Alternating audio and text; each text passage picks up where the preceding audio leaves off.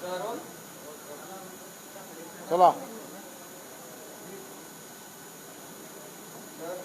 लोकसभा निवडणुकीचे वारे वाहत आहेत.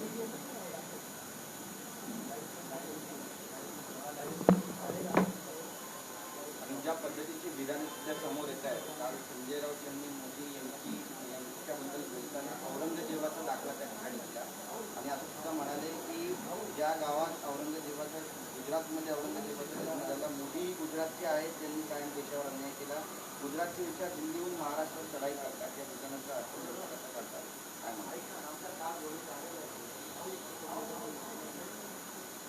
उभाटा सेनेचे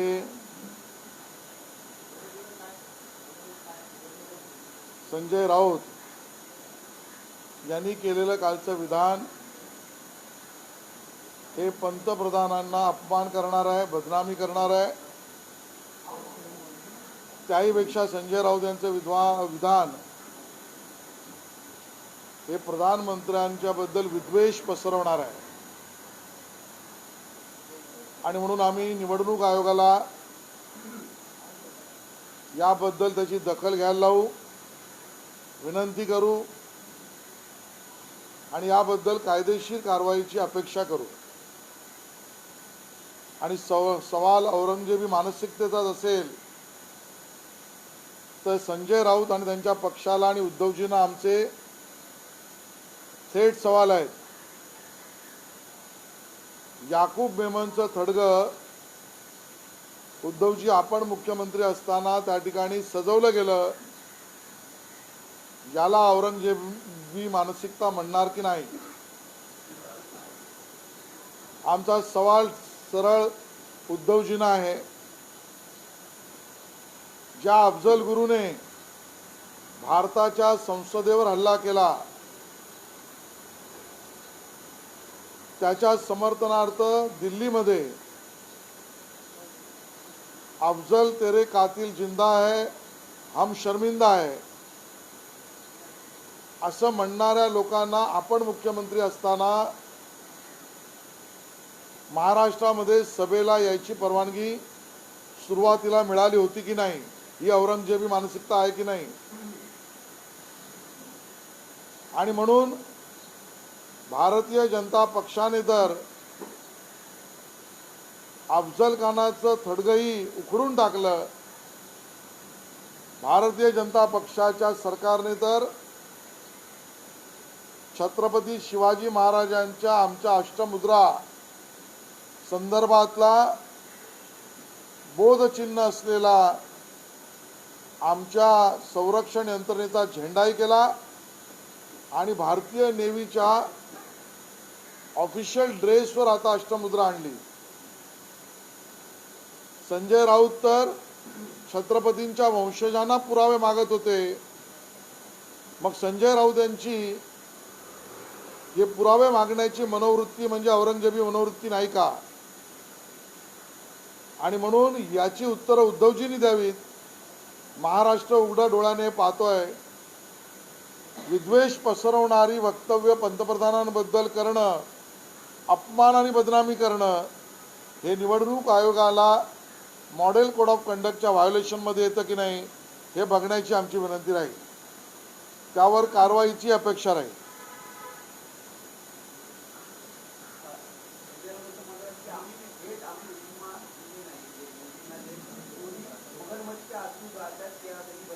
अजून आपल्या अवकात संजय राऊत यांनी बघावी.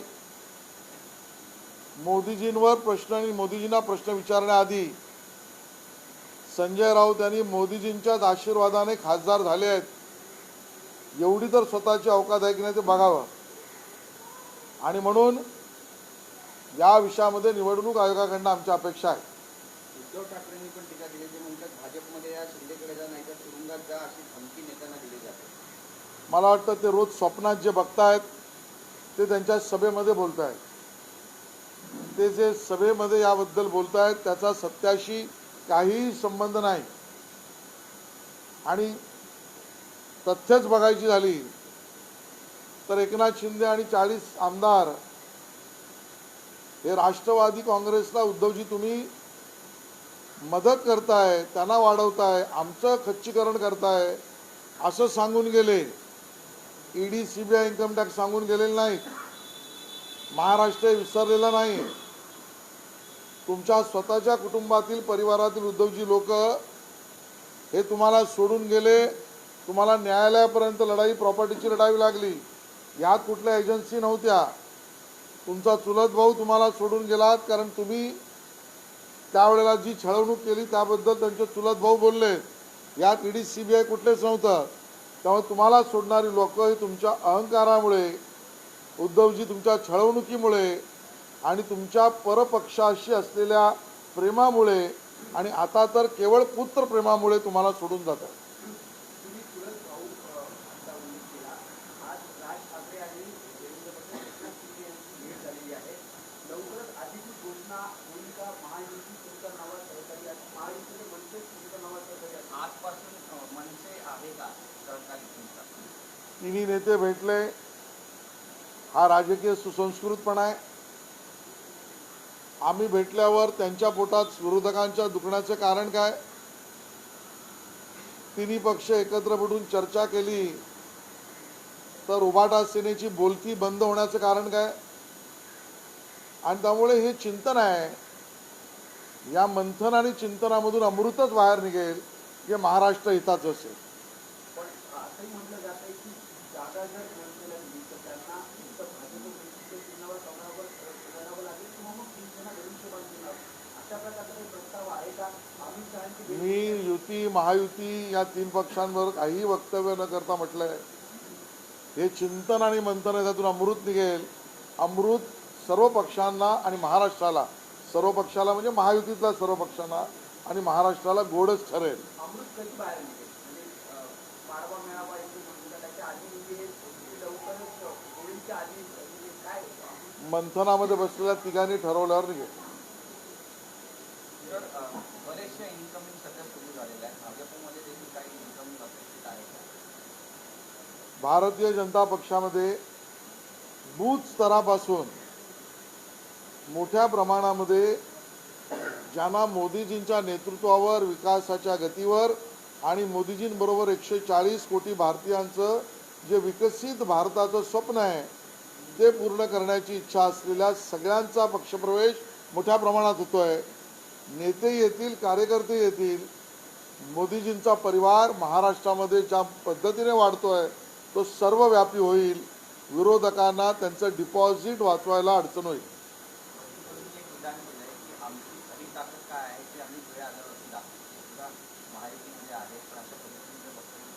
त्यावर मी काही भाष्य करणार. सर, आज जो है तीनों वरिष्ठ नेताओं की थोड़ी देर पहले ताजमहल में मीटिंग हुई है. सीट शेयरिंग को लेकर क्या कोई फॉर्मूला तय हो पाया है? क्योंकि बैठकों का दौर तो जारी है, लेकिन अभी तक सीट किसको कितनी मिल रही है ये कंफर्म नहीं हो पा रहा है. तीन नेता मिले ये तो महाराष्ट्र की संस्कृति है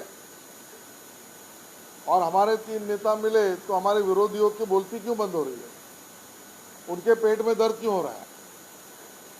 और तीनों नेता अगर बैठ के चर्चा कर रहे हैं तो ये मंथन है और उस मंथन में से अमृत ही निकलेगा जो महाराष्ट्र के हित का होगा. ये अमृत कब तक डिक्लेयर हो जाएगा? ये तीनों नेता तय करेंगे तब अमृत आएगा.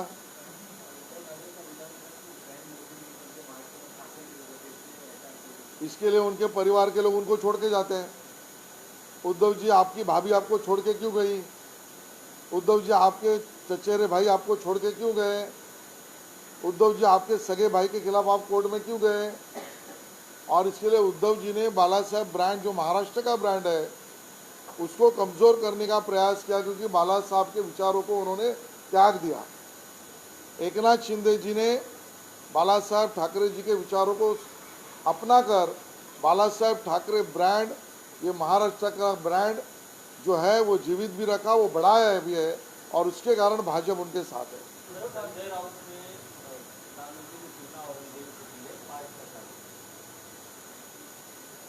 यूबीटी सेना के संजय राउत, इन्होंने जो बयान किया और उनकी तुलना, उनका जन्म कहाँ से हुआ उसके कारण की, ये सीधा सीधा प्रधानमंत्री जी का अपमान और बदनामी करने का काम है और कुछ समाज को दूसरे समाज के खिलाफ विद्वेष फैलाने का भी काम है। और इस विद्वेष के खिलाफ और इस विद्वेष फैलाने के खिलाफ चुनाव आयोग ने उसकी संज्ञान लेना चाहिए, ये हमारी मांग है और अपेक्षा कार्यवाही की भी है।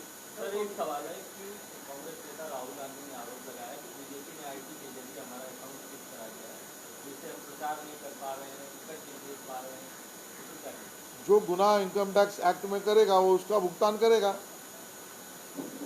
जिस तरीके से आईटी एक्ट का उल्लंघन करके कांग्रेस पार्टी ने जो कुकर्म किया उसकी वो आज सजा भुगत रहे।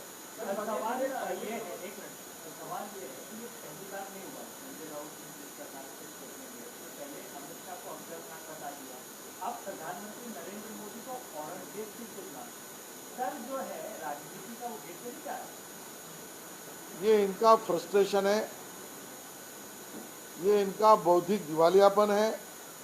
और जहाँ तक उबाटा सेने की बात है, ये पार्टी, ये दल, उद्धव जी का दल जो है वो भीख मांगों का दल है। क्योंकि जब उनको चुनाव जीतना था तब कटोरी लेके भारतीय जनता पार्टी के पास आए, हमारे मदद से कटोरी में फ़ायदा लेकर चुनाव जीते। आज खुद में बल नहीं, तब ये कांग्रेस और राष्ट्रवादी कांग्रेस के पास कटोरी लेके जा रहे हैं और चुनाव में मदद मांग के खुद की जीत की बात कर रहे हैं।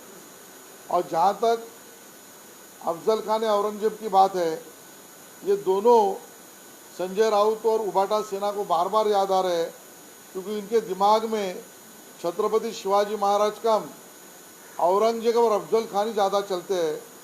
और उसी का परिणाम हमने देखा कि जब मुख्यमंत्री उद्धव जी थे तब याकूब मेमन जो गुनहगार है उसकी कब्र को सजाने का काम हुआ।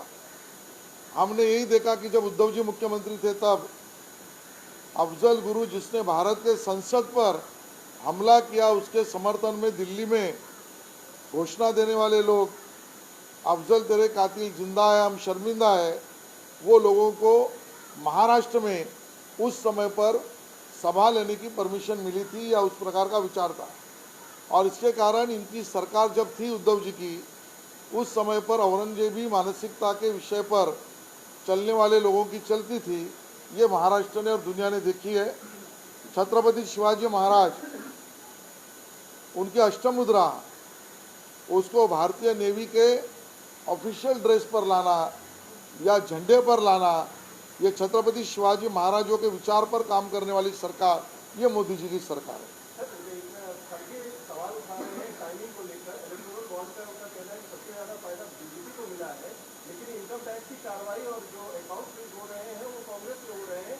कुछ जो इलेक्शन डिक्लेयर हो चुका है और उसकी कांग्रेस टाइमिंग के ऊपर सवाल उठा रहे हैं। इसको बॉन्ड चालू रखो कहाँ तो प्रॉब्लम, बॉन्ड को कोर्ट ने बंद करवाया तो इनको तकलीफ, इनकम टैक्स ने नोटिस दी, कार्रवाई की तो उसका जवाब नहीं इनको देना। अपने हार के लिए कौन कौन जिम्मेदार है वो पहले दिन से बता रहे हैं और इसलिए कांग्रेस ने अपनी हार मान ली है, इससे ज़्यादा कुछ नहीं।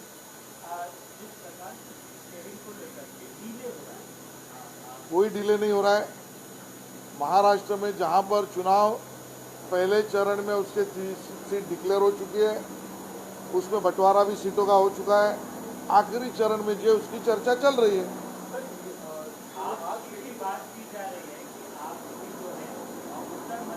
भारतीय जनता पार्टी का उम्मीदवार तय करना हमारा केंद्रीय बोर्ड करता है और पूनम ताई ने अच्छा काम किया है, हमारा मानना है।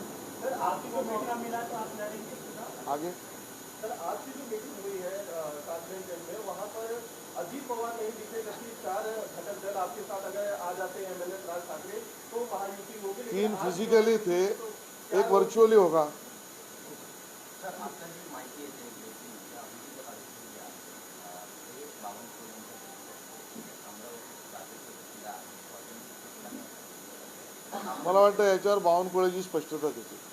शेवटचा प्रश्न, ठाकरे असं म्हणतात, उद्धव ठाकरे असं म्हणतात की ठाकरे भाजपने सोडला, तुम्ही म्हणताय की मात्र त्यांनी उद्धवजींनी बाळासाहेबांचे विचार स्वतःच्या खुर्चीसाठी सोडले। बाळासाहेब ठाकरे ताकद, विचार तेज हे उद्धवजींनी पुत्रप्रेमासाठी सोडले. बाळासाहेबांची शिकवण काँग्रेसबरोबर सत्तेच्या खुर्चीसाठी उद्धवजींनी त्यागलं. त्यामुळे हा प्रश्न चोरल्याचा नसून त्याग आणि सोडलेलाच आहे, ज्याच्यातले 100% प्रश्न हे उद्धवजींना उत्तर द्यावे लागतील.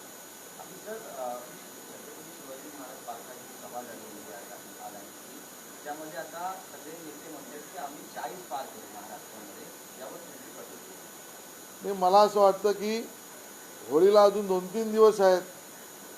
त्या अगोदर ज्यांनी भांग घेतली असेल त्यांनी, आमच्या विरोधकांनी 40 पारची घोषणा ही भांगेत दिलेली आहे आणि त्यामुळे त्यांना ती घोषणा लखलाप लागू. सर, महायुति में ये माना जाए कि होली के पहले डिक्लेरेशन हो जाएगा या उसके बाद, कितना बता दें? ये बोलने का अधिकार देवेंद्र जी का और बावनकुळे जी का है.